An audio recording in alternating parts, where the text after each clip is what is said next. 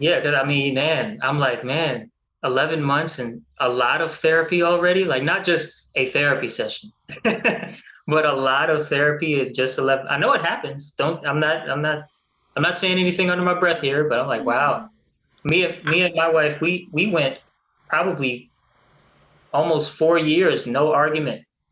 That's great. Long Congratulations. honeymoon. um, we just kind of fit. I don't know. We just kind of fit really, really well. You know, sometimes you get lucky. Expressions And of love,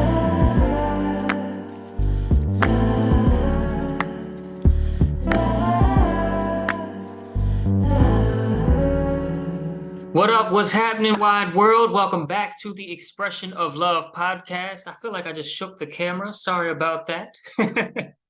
Hopefully, you're having a good day. I am having a great day myself. Finally, getting to the editing process of this episode today. I am talking with Jenny Rose Heartsong. It was a great conversation. Let me tell you a little bit about Jenny here. All right. Jenny Rose Heartsong is a holistic sex, love, and dating coach. She helps women embrace their deepest desires, learn to communicate them with grace, manifest their king, and create the relationship of their dreams.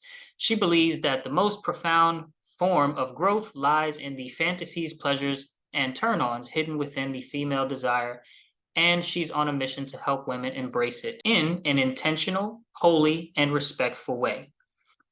Through this work and practice, she hopes to support the evolution of a more intentional, loving, respectful, and spiritual union between the masculine and feminine essences.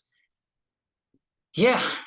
So me and Jenny talk about a lot of that. We talk about some of the differences between men and women when it comes to intimate connections. We talk about some of how the society is set up and how that may be reflected in some of the conflicts between men and women in their relationships.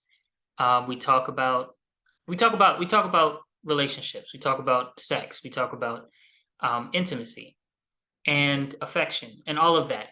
And I learned some things during this episode. One thing I will point out, though, for my conservative audience, is that I don't agree with some of the things that were said outside of the realm of just talking about relations and relationships. But I don't know Jenny, and I did not feel like, trying to rebut everything that I don't necessarily agree with, because, again, the interview side of this podcast is not about, you know, pushing and defending conservative viewpoints.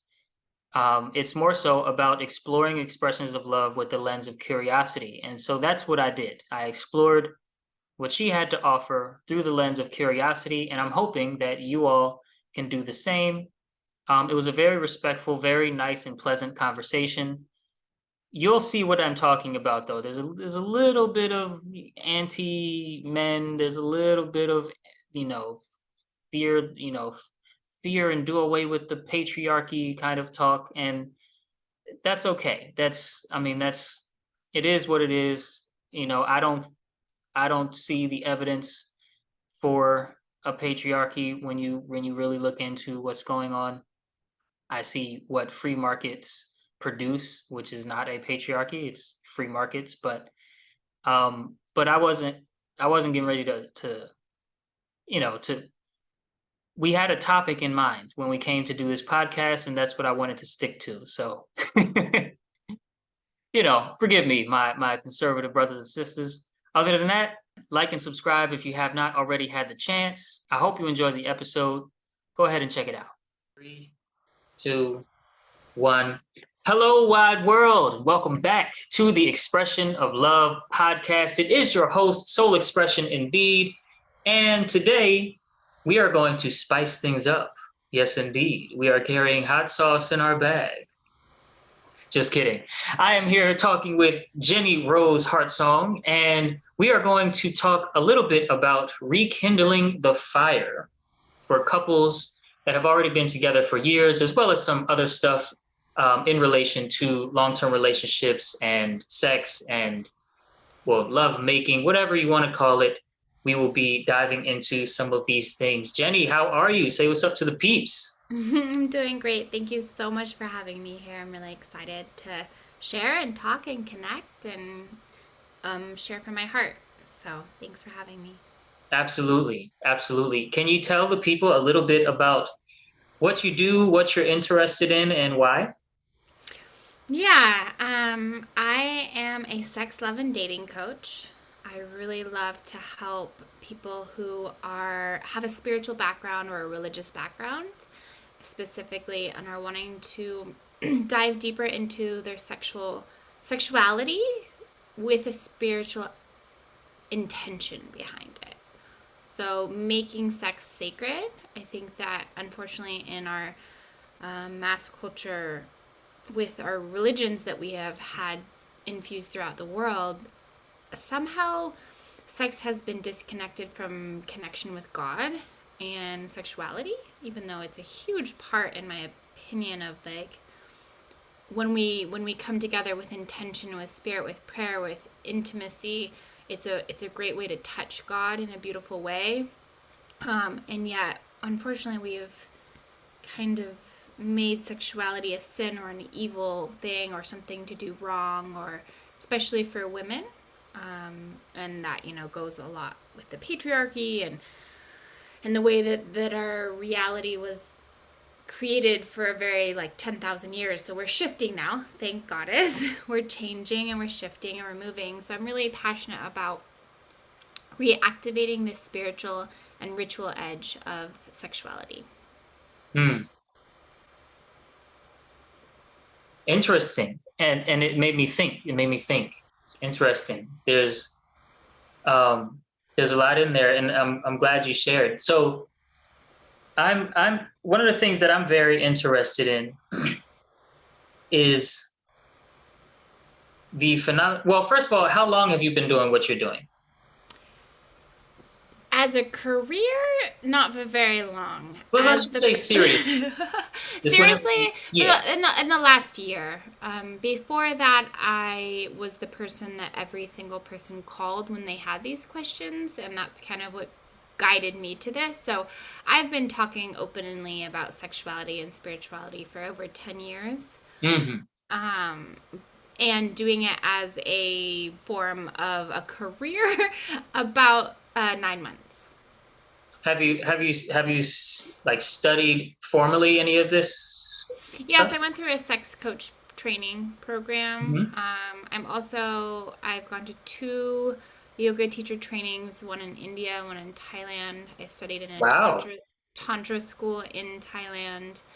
I've worked also under a woman who has unfortunately passed away. Her name's Sam Isadora. She was a leading sex and tantra teacher, and she was studying in India as well. I did some of her work, and I've been doing workshops and collecting information for as long as I can remember. Sex has always been something, and I'm passionate about learning about. And I'm one of those very rare women, and I acknowledge that I've never had any sexual trauma. I've had plenty of other traumas. And so I was kind of dissecting that one day and wondering what made me different. Like, why have I always been confident in this area?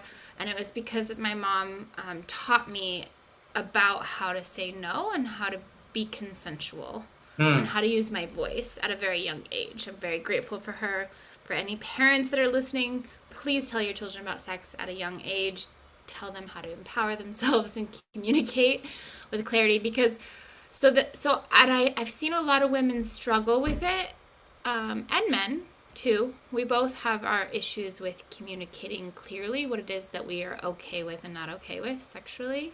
Mm-hmm. I have a female body, and I see myself as a woman, so I can relate to that experience in a more profound way. And I've had a lot of conversations with men as well. You can definitely relate to women more than I can. Yeah, totally. Um, that's for sure. And yeah, so what I was going to ask is, or ask about, I guess, is one of the things that most interests me, especially now that I'm doing a podcast and I'm talking to more and more people, is some of the differences between men and women when it comes to sexual experience. And I'm just going to preface this by saying I generally mean healthy sexual experience. So whatever that means to you, I'm not going to define healthy because I know there's different strokes for different folks, right? Pun intended. But healthy sexual experience meaning they're both happy at the end of the day, right? There's no wake up regret and all of that stuff. So that's what I generally mean. And I definitely feel like, and have read about differences, but I haven't talked to people who like are coaches and are people who are, let's say, helping people get on track with this topic yet. And so some of the and I don't it's hard to talk about now because there's phenomenons like the Andrew Tates and some some of these things where talking about differences can become controversial all of a sudden. But I don't think it's controversial in and of itself, personally. I just think that it's interesting, and so I'd like to know your thoughts and maybe some of the things that you've helped coach people through, if any, when it comes to understanding your partner better, understand, especially if it's the opposite sex, understanding them better. Well, I do believe that for sexual passion, there needs to be polarity. And that polarity primarily is masculine energy or feminine energy. Whether that's a female and female body, male and male body, female or female or male body, or whatever body you have or you see yourself as. I have found through my research and my own personal experience that the polarity is really necessary. Um, if there's two feminine beings trying to make love and they don't know kind of how to work through it, and same with masculine, it doesn't really work. And that could be even a masculine inclined woman and a masculine inclined man. It doesn't usually happen. So that being said, I don't think that's controversial. Right. And I think the thing that we are all missing dramatically as humanity is communication. Hmm. It's something. Sex is not talked about. It's taboo. You don't talk about it. Shh. We have for a very, very long time not had conversations about it. I remember watching movies with the family and getting the hand over my eyes randomly with the certain scenes. Yeah, Yeah. you don't talk about it. It's not something we discuss openly in our culture and our society. And so I think that the first one is communication, which in of itself can be tricky because if it's something we're not used to doing, it can be triggering. In my personal belief, in my own exploration in the world of personal development and consciousness and spirituality, I find the most potent version is sexual development. It's usually the one that's bypassed and not done. Like we can go and, sit in a Buddhist temple for 30 days and not talk to anyone. But we won't also talk about our sexuality and our sexual drives and our turn-ons and what we want, and that creates shame. So I think a lot of the time it's communicating with baby steps. Hmm. Um, One of the tools that I was taught and I love to use is something called the Sexuality Blueprints. It was made by a woman named Jaya. Have you ever heard of that? Yes, I'm Yeah. actually familiar with it. I am a shapeshifter. Perfect. Great. So you know that. Yeah. So that's communicating. It's like the love. For those of you who are listening and don't understand, a lot of us know about what the 5 love languages are. And we can be speaking to our partner in our love language, but they don't receive that love language. So there's a disconnect and we don't feel the love. It's the same with sex. You might have a very specific style of sexual turn on that you'll experience, and your partner will be totally different. And so a lot of times, if there's in the beginning of a relationship, like, the sex is usually really good, right? But when that, like, hormones and that adrenaline wears off, your foundational desires are going to be there. And so learning how to communicate what it is that you desire and that you need without shaming the other person. And I think I've experienced as a woman, because, for thousands of years our sexuality has been owned by men. So there's some resentment that comes up for women. There's some frustration. There's some not feeling met or not being seen or not being heard. But a lot of times we don't know how to vocalize it. And so it's kind of internal, where we like expect men to read our minds and get what we want. And then on the man's side, I feel like there's kind of like this unspoken expectation that his woman is supposed to meet his needs. And I think in the spiritual conscious community, men are going out of their way to really meeting women. And in that, they're kind of getting out of their masculine and going too far into their feminine sexually. I think because like we're kind of trying to flip-flop a little bit since the feminist movement. So women are getting much more masculine and controlling, and men are getting much more soft and submissive. And I also think that kind of creates lack of polarity in bed as well. Okay. If that makes sense. Mm-hmm. Yeah. So women, we like if a woman is feminine, her core is feminine essence, and a man's core is masculine essence, but then we're trying to put on like these these spiritual masks, or these conscious masks of a man. It's like, oh, I should be more, gentle or kind or loving, which is amazing. But if he's not being his core essence and he's performing, right, it'll wear off. It's not sustainable. It's not sustainable. And the thing is with sexual energy, no matter how much you act, there's a feeling that comes off with that. So like, if you've ever had a sexual experience, and even though the experience, quote unquote, maybe like if you videoed it, it would look perfect and it would be amazing performance, but there is that deep inner like missing of it internally, like something wasn't right, and there was kind of a drop, or like you didn't feel correct. I think it's a lot of times it's like we're trying to perform a role instead of communicating what it is that we need or want or desire or crave. So communication is the foundation. Yeah. What even in the communication, I think men and women listen for different. Excuse me. I think masculine.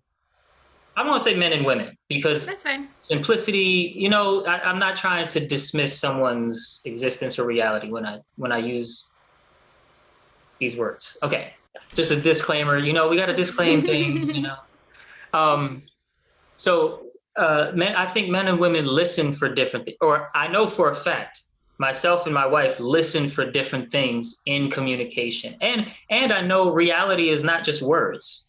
Sometimes reality is touch, sometimes it's sound, sometimes it's very nuanced things that are so subtle they don't have a name yet in English, or in spoken language.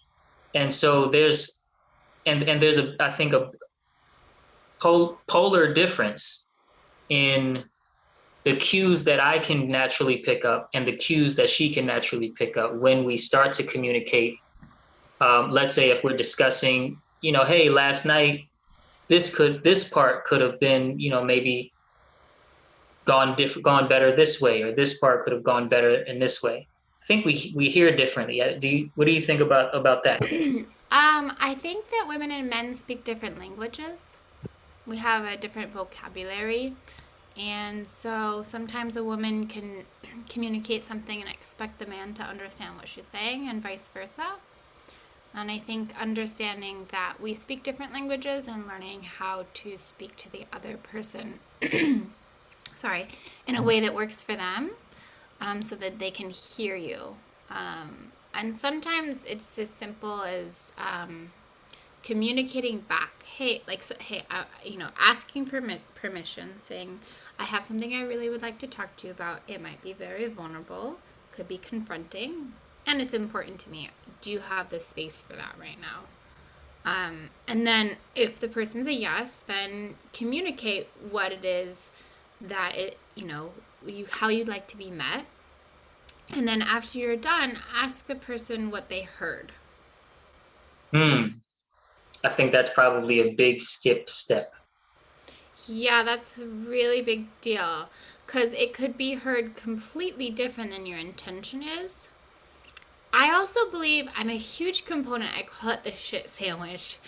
In the shit sandwich, where it's you compliment first, saying, "Hey, last night when you did this, it felt amazing. I really felt connected to you. I really was really appreciate the way that you looked at me.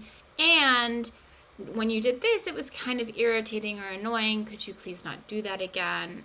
And, it's really important to me, and you're really special, and I really appreciate the communication and the connection and our relationship." So it's starting with a really positive, and then you're kind of, because the ego is going to get triggered, especially when it comes to sex. If you're, please don't be naive and think it won't, because it will get, especially if you're asking the person to do something different, the ego will come up. So if you can kind of make it nice by saying something good, then what it is that you want your partner to, how you would love them to show up better. And instead of saying, hey, when you did this thing, it was wrong and it was bad, you would say, hey, when this happened, I experienced this sensation and it didn't feel good in my body. Could you do this instead? Like offering an offering the solution while addressing a problem has shown up, instead of just addressing a problem has shown up and then leaving it to them. Yeah. Yeah. Oh yeah, good people. You already know what time it is. It is time for the expression of rhyme, the part of my podcast where I interject a rap verse into the episode that touches on one or more of the topics that my guests and I are engaged in. Like and subscribe if you have not already had the chance. Make sure that you comment your favorite line in the comment section and check out this verse that I got for you.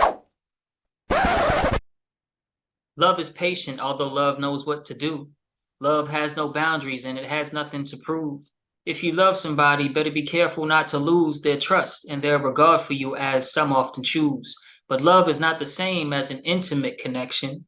Love is widespread, while sex is an intersection of masculine and feminine energies of reflection, devoting some of their essence to the moment filled with tension. There are brakes and accelerators built within our systems, intensified by traumas and suppressed by our ambitions. The woman plays the story and the man plays the mission. The woman has control, yet the man directs the vision. I guess that's why the live patriarchy needs the minds of women in America, who seem to be defined by postmodern feministic thinking, seeing lines from a time they haven't experienced connected to their lives, entitlement without reciprocation of duty.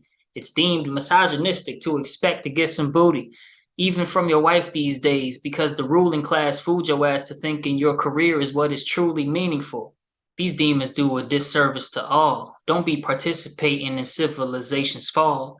Rise back up to grace with some obedience to God, and the result may be happiness for those that come after we're gone. Family is a value that we can't afford to shirk. So unless you want a family with him, keep on your skirt. Unless you want a family with her, keep on your pants, because the future generation's in our hands. And shout out to Jenny for today's conversation. It inspired these lyrics I'm throwing into rotation. So pass your favorite line around like it's a blunt. Show them how we get down on the expression of love. And now back to your regularly scheduled programming. Yeah, exactly. And also just not being oh, you're wrong and you're bad, and pointing fingers at the person. Just being, hey, when you did this thing, I had this experience. This was my experience. And I'm not mad at you. I just would appreciate if you didn't do it again. Mm. Thank you for that. Moving to the next curiosity that actually just popped in my head here. Uh, I think there are different things because I wanna kind of bring it back to long-term relate. By the way, if you don't mind, are you in a long-term relationship currently? My current relationship, I wouldn't say is long term. We have been together for 11 months. Okay. Okay. Yeah, you headed there. You headed there. I'm Um, headed there. yeah. Yeah, and our relationship foundation is really, really solid. We've done a lot of therapy in the last year, a lot of deep conversations and communication.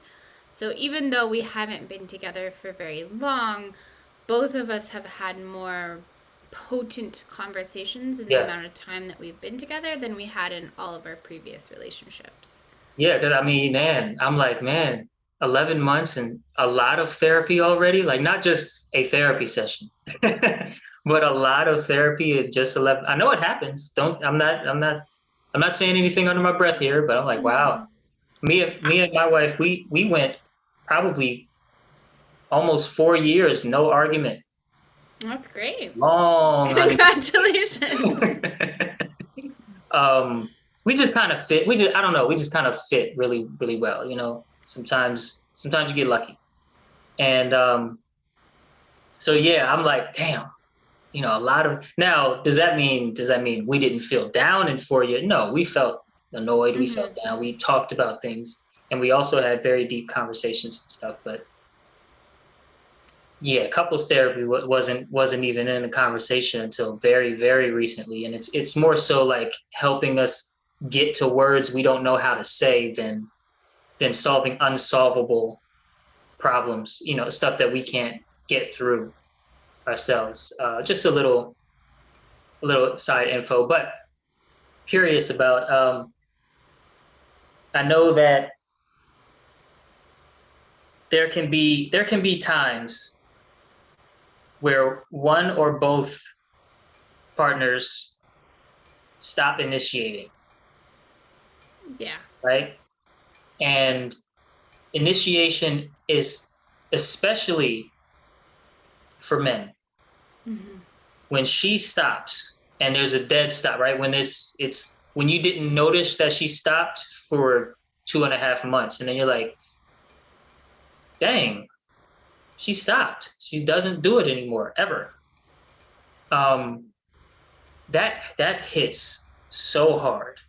And it's Mm-hmm. not about like insecurities and whatnot. I mean, I'm sure it touches, you know, everything overlaps in emotion, right? Emotion is a very wavy thing. It's not like you have anger and then you have frustration. It's like, no, they overlap very much so.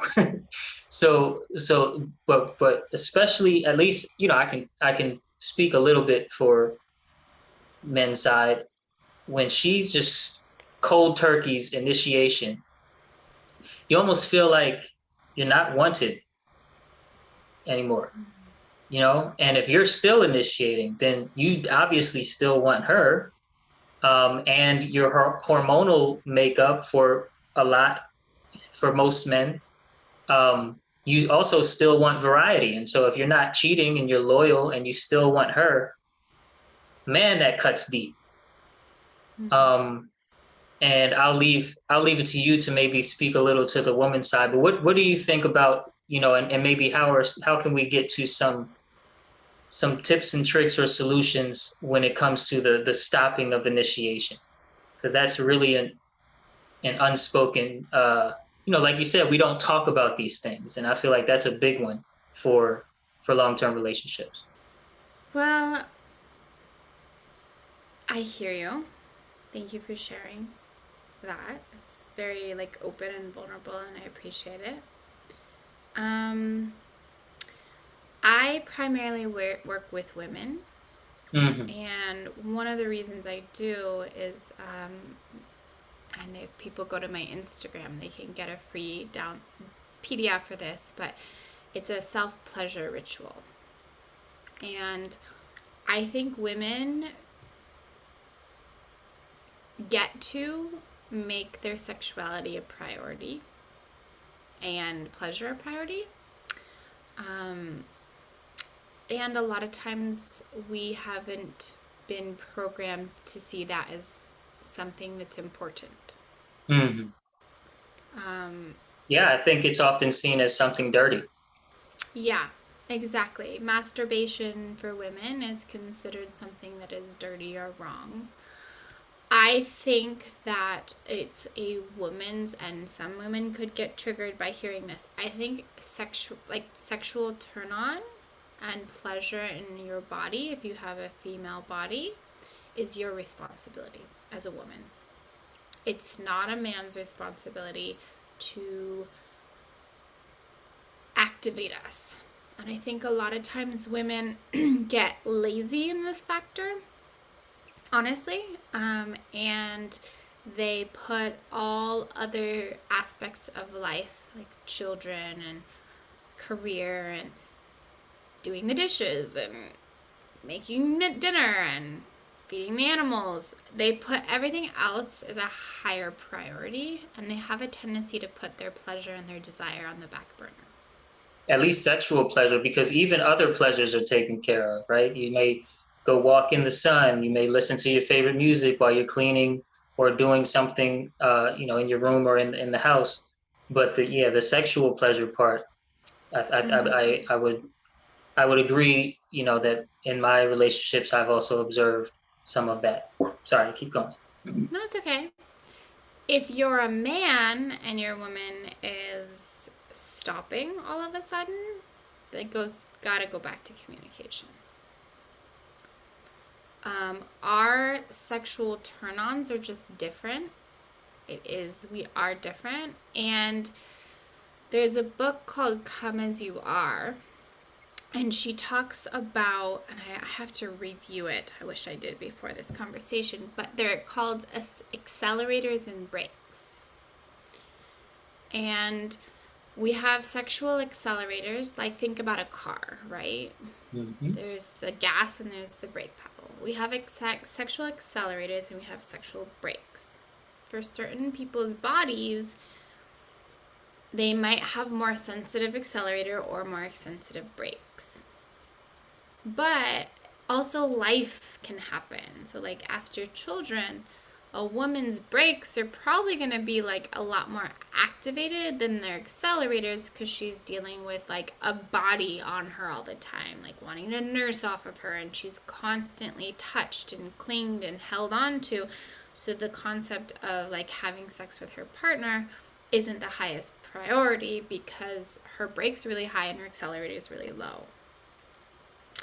Where you could have the opposite, where you could have a sex addict whose accelerators are really, really, really high, brakes are almost gone, nothing, and they're addicted to sex and they're doing something that's really toxic for them and could hurt themselves in the mean, right? So there's all the extremes in between, but learning and understanding what your own personal accelerator and brakes are is really potent to go through that. So like if you can start understanding what it is, so like with your wife or in an experience, right? If your accelerator is high and her accelerator is low and her brakes are on, she's not interested in sex, you guys can talk about it and communicate. Like maybe she's really stressed, and maybe when you're stressed you want to have sex, and maybe when she's stressed she doesn't want to have sex. That's kind of like a very common thing, where like some people, when stress goes up, their accelerator goes higher, their stress goes up and their brakes go higher. So I think that kind of is the foundation of that aspect. I also think that we actually, in some of the research I've done, we get bored, and we're not talking about this very much. Men can be much more fulfilled with consistent, normal, Right. regular sex than with the same woman. Whereas with a woman, after a period of time, she can get bored.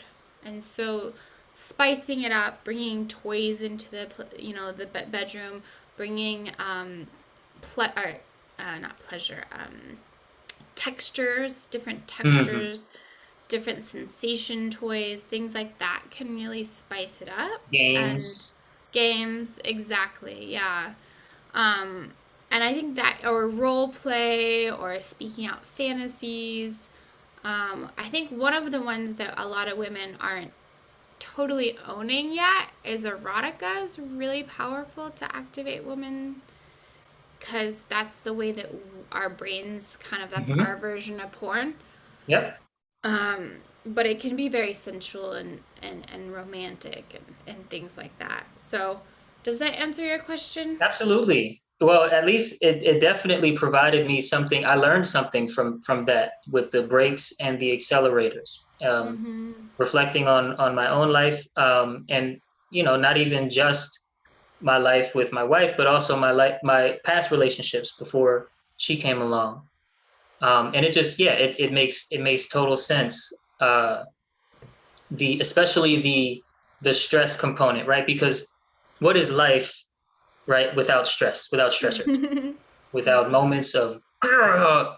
So if one person's "Grr" accelerates their mind toward release, maybe that's a Mm-hmm. part of it, and the other person's "Grr" uh, strengthens their need for isolation and contemplation, then yeah, it's like not going to mesh very well without, like you said, communication, and probably a lot of it, right? A lot of Mm-hmm. communication. I think one of the most important things about marriages and long-term relationships that last is compromise, Mm-hmm. is selflessness, a little bit, right? Not to where you talked a lot about, the patriarchy being and ownership of women's sexuality and things. So not going too far with it, but compromise, being able to please and do so. Like, it's like if you're tired and you have work in the morning and that's how you feed yourself, you're probably going to go to work, Yeah. right? So if you're tired and not necessarily in the mood, but you know that given a little bit of self push, right? That 20 minutes into it, you're going to be in the mood. Once you start, you'll eventually get in the mood and it'll turn up. But right now, you're not in the mood. But that your partner can use something sexual, then show up to work. It's not about force. It's not about, blaming something. Just show up. Just show up for your partner. And I don't even mean only women need to do this for their men. Um, Although I will acknowledge in this moment, and of course this will get me canceled forever and ever, that the testosterone does play a part, right? It Mm-hmm. does. Our hormonal, what I call it, profile is different, Mm-hmm. and I think when you talked about the how stress can elevate one person's this and another person's brake accelerator and one person's brakes, I'm like, oh yeah, because I can get frustrated and immediately start thinking about, man, let me go talk to her, let me Mm-hmm. go poke her in the back of the head, see if I can annoy her just enough, to Mm-hmm. where, we have some sort of play fighting or whatever going on, not to get too personal. But yeah, like, and I don't think her stress response is the same as that. And I think that has probably something to do with what stress does to a testosterone filled hormone profile versus an estrogen filled hormone profile. And she's a very feminine woman. Most of the women I've dated are very, very feminine, just bodily, emotionally, the whole thing. And so I learned something today. Good. That's Thank good. you for that. Yeah. Let's see, tips and tricks. So I have something here in my notes: tips and tricks for both sexes. Now, you can take this in either direction, either in the where you try to talk about long-term relationships, or just in general stuff that you learned. But tips and tricks, especially when it comes to practices or right, like method, like things to actually apply. What are some tips and tricks for men? What are some masculine or men? What are some tips and tricks for the feminine or women? So I think the number one thing for women is a self-pleasure practice. I Why have is that? um because it's so a self-pleasure practice is not just a masturbation experience. It's not getting a dildo out or a vibrator out and just sticking on the clit and watching some porn and getting off. That's not what I'm talking about. I'm talking about an experience, like a romantic ritual experience where she leads her body through pleasure on her own without making it her partner's responsibility. That can be romantic, that can be different textures, using different senses, slowing down, breathing, touching different parts of the body, looking at herself in the mirror, playing sensual music, feeling sexy and turned on for her. Nobody else. No performance piece. Because as soon as the masculine comes in, then there's this subconscious programming in our brains that we're supposed to show up and be a certain way. Mm-hmm. And when that is a practice, a consistent practice, she or myself, the feminine body, is regulating and she's training her nervous system to experience sexual turn on and pleasure. And not be, I guess, and not reject it. Yeah.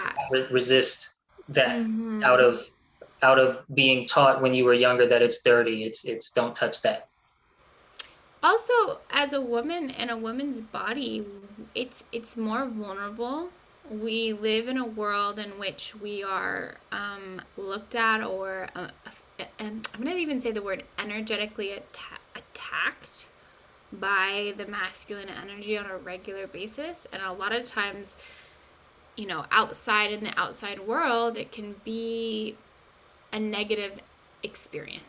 Not necessarily, in your partnership, but we're out there in the world, and we still live in a world in which women are sexualized in a different way. That is the reality that we're in, and we get to start regulating our sexual energy and attending to it so that we're much more aware of its presence and how to effectively use it, and when to express it and when to properly put it away, if that makes sense. Mm-hmm. Right. When to put it away, because yeah, I'm okay. Sometimes some of the patriarchy conversation does make me want to start asking questions, but I don't accidentally want to create some sort of political debate because we just met. I don't want to do that. No, I mean, we can go back to it. Like, Mm-hmm. we don't have to do a political debate. It is what it Mm-hmm. is. Like, we're having an issue in Iran right now with a woman getting killed because she wasn't properly covering her Okay, head. Iran. Okay. That's what I'm talking about. Well, I'm talking about Muslim countries are known. Sorry, a lot of Muslim countries are definitely known for that, and Muslim regimes within certain Muslim countries that may not rule the whole country are known for that kind of energetically attack and bad behavior. And we live in a country, and if you're in the United States of America, in which women's rights to their own reproductive system got taken away from us. So I don't want to look over the fact that there is what it is, whether or not we make it. I think the feminist movement came along and got angry and bitter and resentful and kind of made it disastrous. They did a lot of change, but it's a very angry energy, which is not loving, right? Mm-hmm. There's not any love there. So I think it created a lot of chaos in relationships Mm-hmm. and partnership and union. And I think we're creating that chaos in order to then figure out what it is that really works so that we can come back in with intention and be in relationship in a way that is in alignment for us. Mm-hmm. Like, you and your relationship with your wife is your relationship, and it doesn't matter what the rest of the world thinks. Right. That's you guys' union. So when I say the patriarchy owning women in the past and in certain places in the world today are considered second-class citizens. They are owned by men, and they are to do as their man tells them to do. That is not something that I agree with. I think it's okay. I think we should be considered equal and as one, seen the same way. So that's what I talk about when I say that. And it's in our genetic makeup with our programming that, as a woman, even in porn, you see it, right? Most porn's made for men.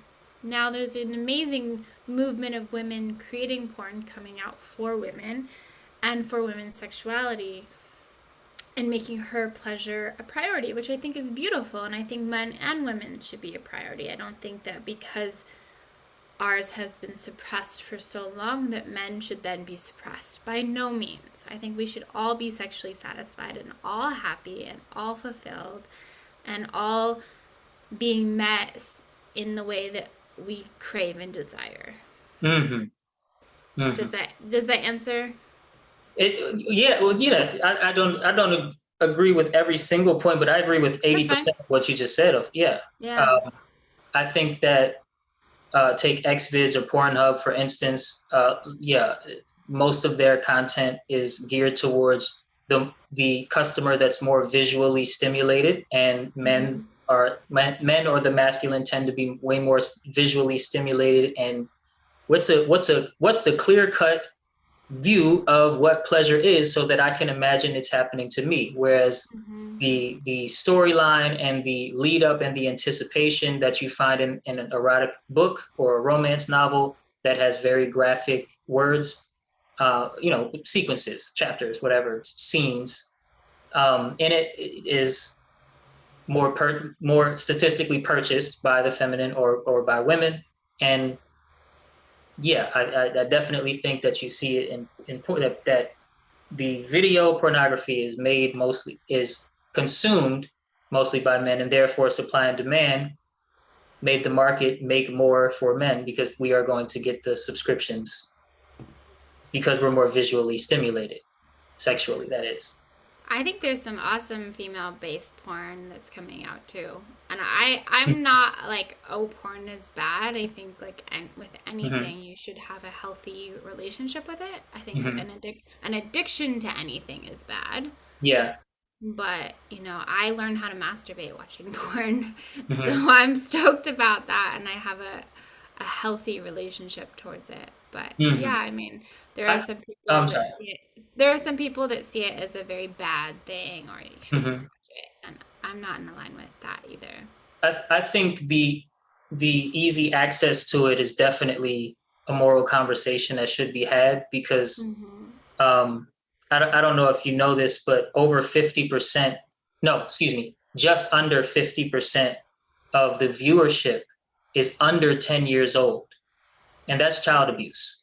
Yeah, because you cannot consent to watching two people have sex at that age. And so that's child abuse. It is what it is. That's child abuse. Now, does that mean that you should have a special, you should go through training and have a special license before you should be able to view it? No, I don't think so. But we do live in a very different world than growing up and the magazines and the DVDs were behind a door that you're not allowed to go back into unless you're, 18 or 21 or whatever that was. You remember the Blockbusters, and you walk through those doors, and if you weren't of age, they yo, get out of here, man. And it's a very different. And then just in general, this is just coming to mind, but TikTok and Instagram are full of soft porn. Reddit and Twitter are full of hardcore porn. So the access to it is egregious in my opinion. It is very, very bad. But is porn itself very, very bad? Is the act of pulling out a camera and creating scenes and doing a little bit of acting and stuff like that, is that in and of itself evil? I don't think so. Yeah, I agree. I don't think so. 100% with what you're saying. Yeah, my concern is always with the children.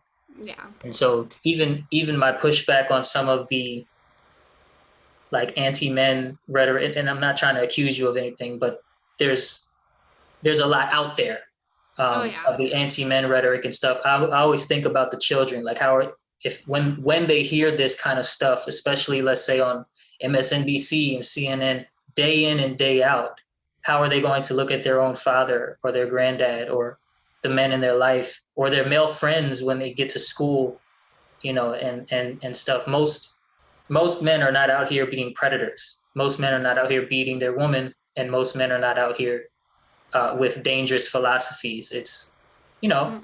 but I there know. there will always be some percentage of people who are predators, both male and female. And when it comes to physical attacks, men will do that more. When it comes to emotional attacks, women will do that more. That's just statistics. But yeah. I, I think women have a tendency, and I've done this in the past, to use our sexuality to manipulate and control men and get what we desire through our sexuality. And Mm-hmm.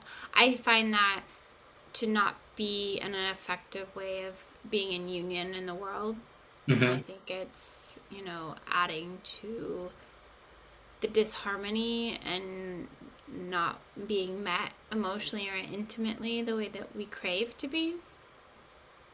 I Mm-hmm. think, um, but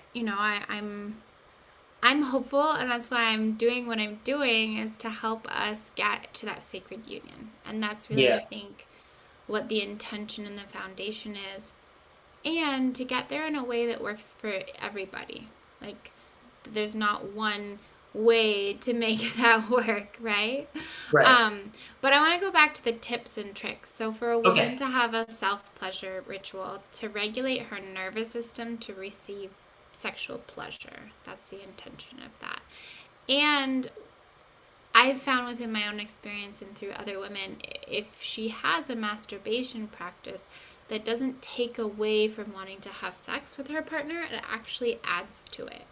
I would think it would add to it. Yeah. I would think Mm-hmm. that because again, it's like you said, it would play a part in untangling the um, quote unquote sex is bad or sex is dirty subconscious belief system. It would help straighten that out and keep the good and discard the bad of that, right? I mean, there is such thing as sex addicts.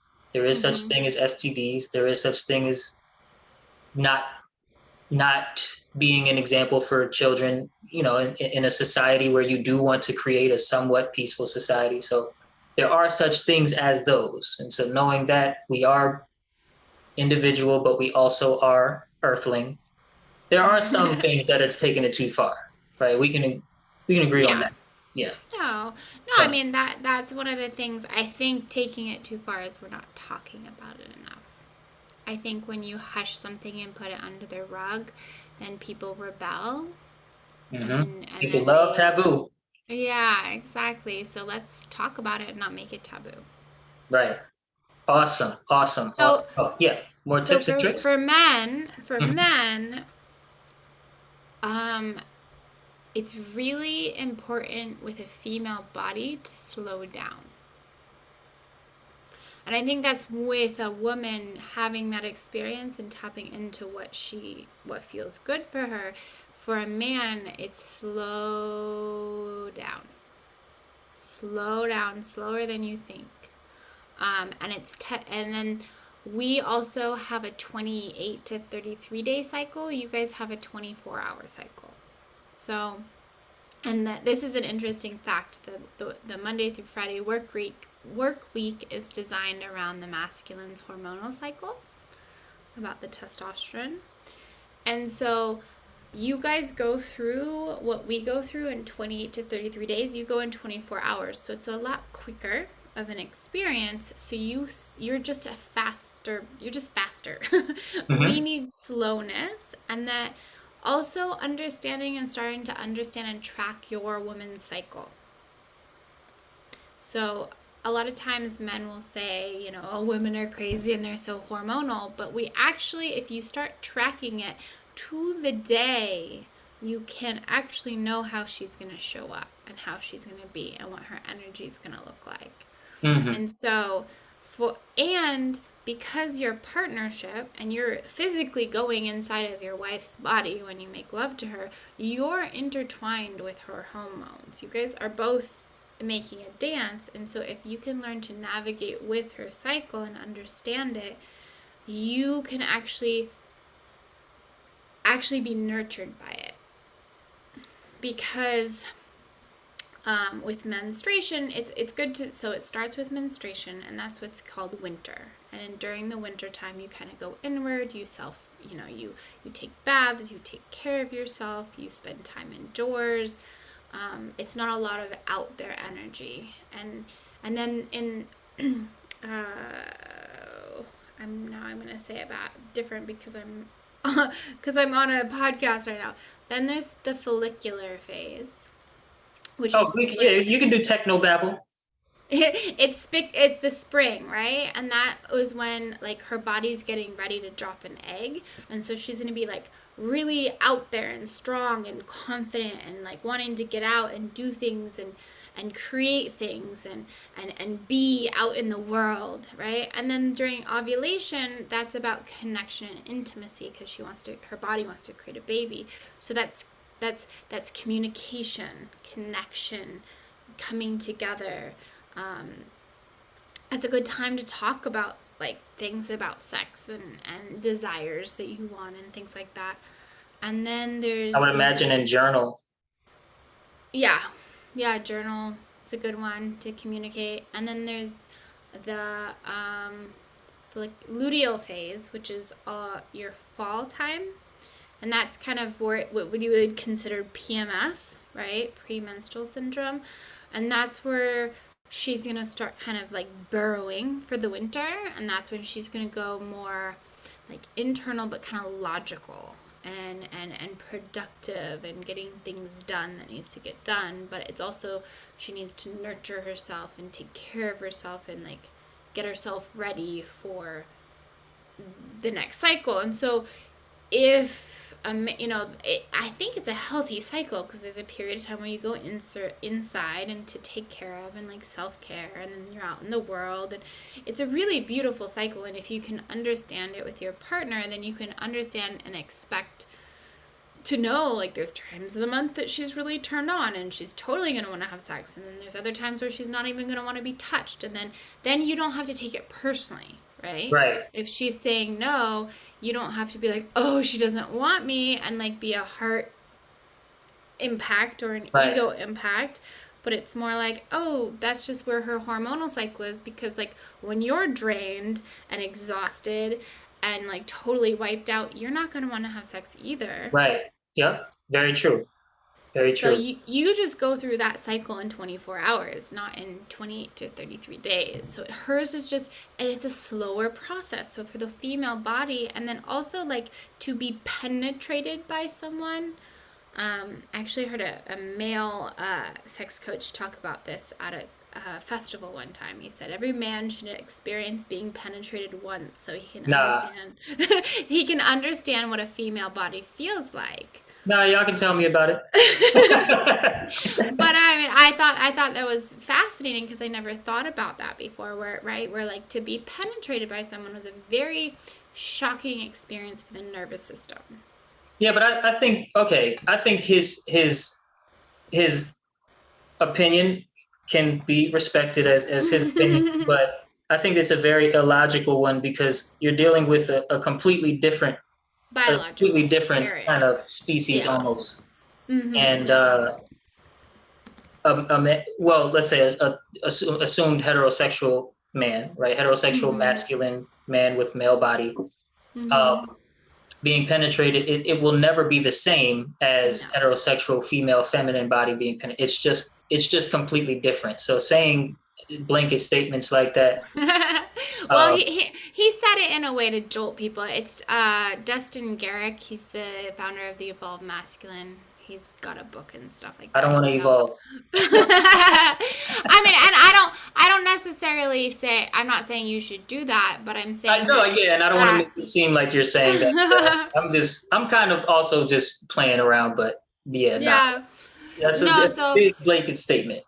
So it's shocking for the nervous system to be penetrated. it's challenging. And so to slow that down. So those Right. are the two. For a woman, it's like having a self-pleasure ritual and communicating clearly. Both people do too, but communicating what's Mhm. okay and what's not okay. And for a man to slow down and also understand his partner's cycle is really, really valuable. Yeah.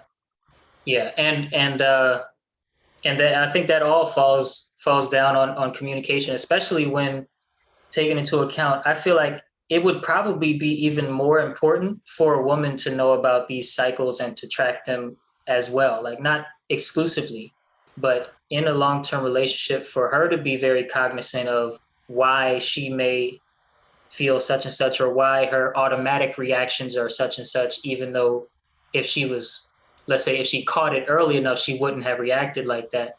If she knows, then That's it, yeah. that may help even more with the conversation. Because if he loves you, right, again, assuming not an abusive situation, not a manipulative situation, and you're able to say, hey, right now it's this, and I think it's because of this with the moon and the sun and the stars, and in about 2 days, it might be a little different, and it might actually be this, then there's some of that anticipation, there's some play, and there's some understanding that's different from him saying, okay, I got all my check boxes on my checklist. I know this is supposed to go away in 2 days. And that's just male energy. That's Yeah. just that very practical, very clear, very say it what it is and not how you feel about it, you know. So if she knows, and if she knows that thoroughly, and she's also tracking for herself, that could if it obviously best situation, both know and both are tracking and both are cognizant. That's always Yeah. best. But if it may even be more practical for her to know, and let's say for her to know before she even decides, I want to try a lot. I want to, if he asks me, I'm going to do a relationship with this guy. Yeah, no, I think I 100% agree. You're totally right, and I guess I'm around so many women that are aware that I always forget that sometimes, I mean, I shouldn't, but that women don't know these things. I am communicating it to women and teaching them, and there's value in it for women in so many levels of like what type of food to eat, Mm-hmm. and how to take care of themselves and nurture themselves, and when to cancel plans and when to stay home and when to do certain things and be productive in their careers and things like that. So I 100% agree. Yes, Yeah. totally. So last serious question, Mm-hmm. pardon me, and feel free to spell this out as much as you like. It would not be the Expression of Love podcast if I don't ask you, what is love to you at this current stage of your life and development? What is love? I've been having some interesting like awarenesses of this lately. Um, I went to a Billy Strings concert on Sunday and had this like whole download. But I feel that love is accepting what is and having compassion and patience and allowing your heart to be open even in the challenging moments. It's allowing yourself to feel whatever you need to feel and letting go of shame or blame or control or jealousy or manipulation, and just being with what is in the moment with compassion and care and presence and authenticity and just an intimacy, and allowing your heart to be open. Beautiful, Mm-hmm. beautiful. Jenny Rose Heartsong, thank you so much for coming through the podcast. Where can people connect with you, find you, buy your stuff? Where you at? Right now I'm in the process of designing my website, so it's not up yet, but I do have an email list. You can go on Jenny Rose Heartsong on Instagram, and you can get your free self-pleasure ritual guide right there if you join my email list. My email list is primarily, I am targeting women primarily. So, but you can get some tips and tricks if you're a guy and you want to know behind the scenes. Right. And then I'm also designing currently my self-pleasure ritual online program that'll be out in probably about 3 weeks. And that's going to just be a mini course on kind of a deeper dive into what the PDF is and how to have that ritual. It's a very spiritual practice, very intimate. It's a self-love ritual, but with sex involved. So, which I think is great. And then I eventually, the next one that's coming up is going to be how to use a crystal dildo, because I think that is a very potent way to activate a woman's sexuality. Crystal, like jade, rose quartz, and Rose quartz is, you can do whatever stone you choose to, but using it as a way to de-armor and to feel more and to experience more pleasure in the body. So that will be coming out in probably about a month and a half. And I'm in the process. I also work one-on-one with women who are wanting to call in their union, their sacred union. So I do have a couple spots available for one-on-one coaching as well. And they can just reach out to me on Instagram, send me a message, or book a free coaching session straight on my Instagram as well. So. You do free sessions? They're probably 30 minutes, huh? 45 minutes, but yeah, I do. Snap. Yeah, I want to really make sure that it's the right fit, that I can really serve them, and that, that if they're making that investment in one-on-one, I want them to have a taste of it. So I really am about giving and helping my clients really experience the value. And then if they're not somebody I can work with and I don't feel like it's a right fit, I will guide them to another person. So. Well, that's awesome. Thank you so much for coming through the show. Yeah. Did you enjoy the show?